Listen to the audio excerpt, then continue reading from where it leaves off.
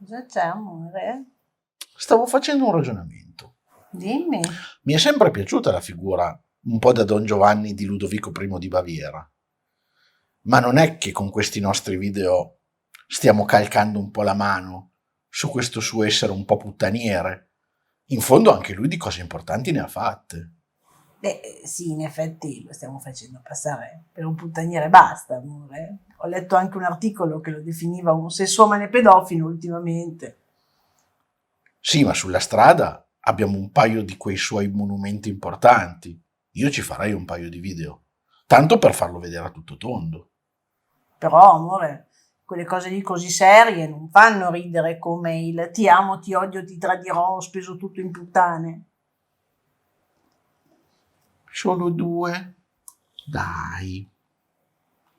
Mi stai facendo gli occhi da gatto con gli stivali? A me se me lo chiedi così.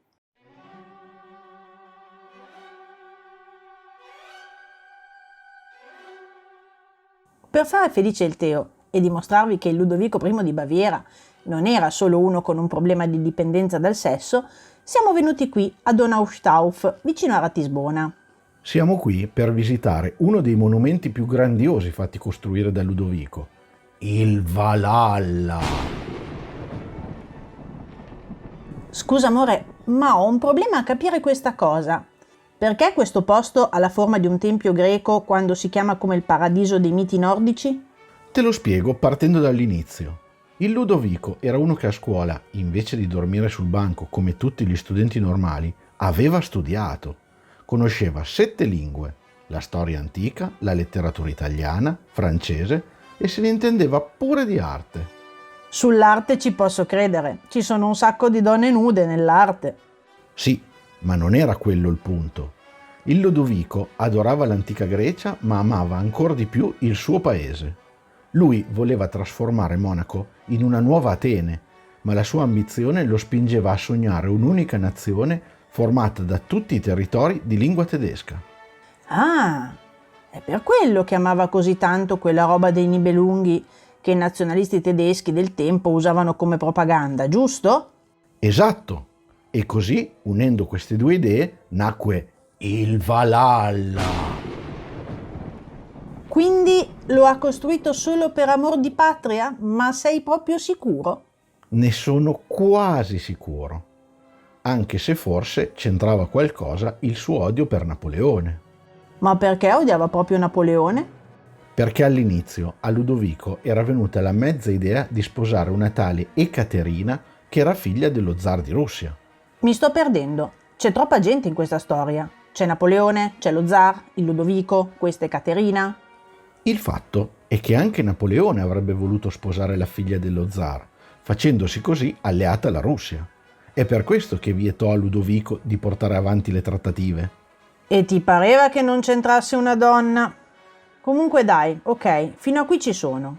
Che un francese mettesse becco su chi lui si poteva nelle sue scelte matrimoniali, a Ludovico non piaceva. E devi anche ricordare che lui appoggiava quella parte di popolazione che odiava Napoleone, perché era stato la causa della caduta del Sacro Romano Impero.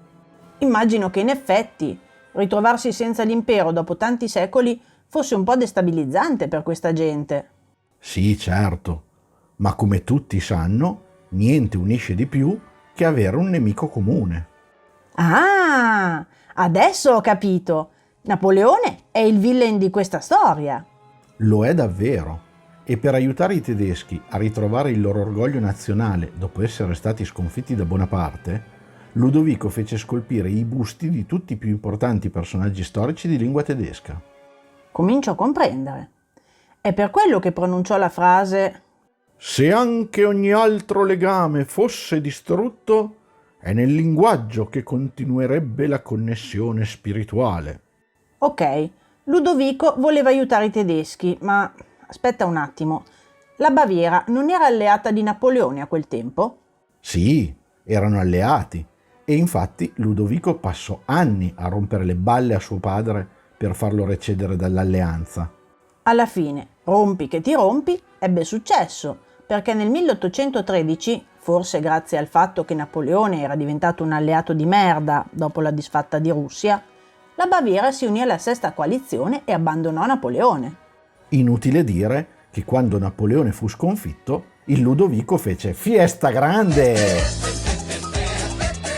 E quando si riprese dai postumi della festa, il Ludovico cominciò a progettare un luogo adatto in cui mettere i busti che aveva fatto scolpire. A quel tempo però lui era ancora principe. Immagino che dovette aspettare di diventare re per dare il via ai lavori. Aspettò a posare la prima pietra fino al 18 ottobre del 1830, 17° anniversario della sconfitta di Napoleone a Lipsia. Perché Ludovico era uno che non portava carogna, giusto? Ma cosa dici mai? Pensa che su uno dei timpani è rappresentata la liberazione della Germania dai napoleonici.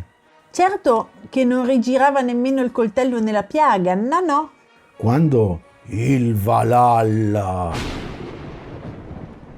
fu inaugurato, nel 1842, contava ben 96 busti di personaggi celebri.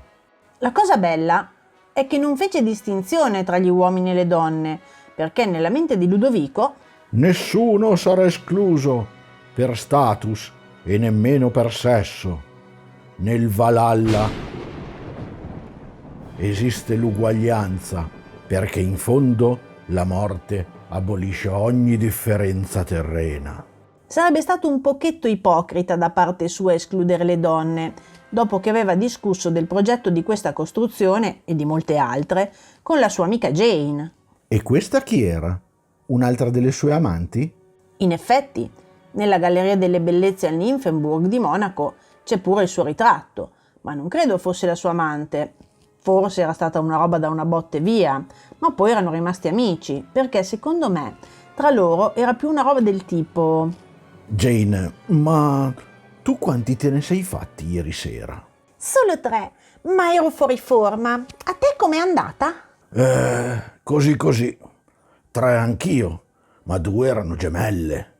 Valgono 1 o 2? Vabbè, serata fiacca. Passa quei progetti che ci rifacciamo con qualche enorme palazzo. Così tu soddisfi il tuo celolunghismo e io mi rifaccio gli occhi, che a me la roba grossa piace sempre. Insomma, Jane Digby era in sunto un'avventuriera britannica, amica sua, con la quale discusse diversi progetti, prima che questa partisse per andare a cercare marito in Oriente, sposandosi infine uno sceicco che aveva 20 anni di meno. Posso capire perché andavano d'accordo, ma torniamo al Valhalla,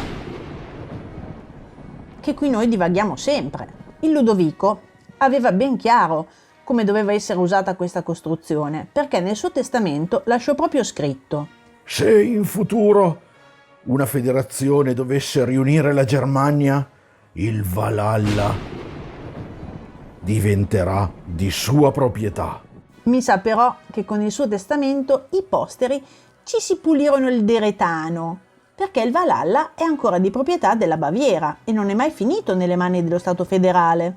Però almeno continuano ancora oggi a usarlo come aveva previsto Ludovico, aggiungendo busti delle personalità che hanno reso grande la Germania.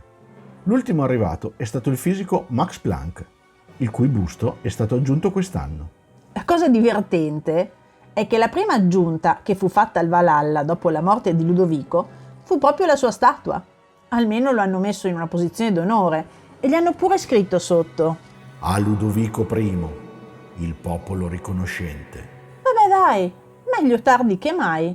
Dopotutto il popolo lo aveva solo fatto abdicare per poi esiliarlo.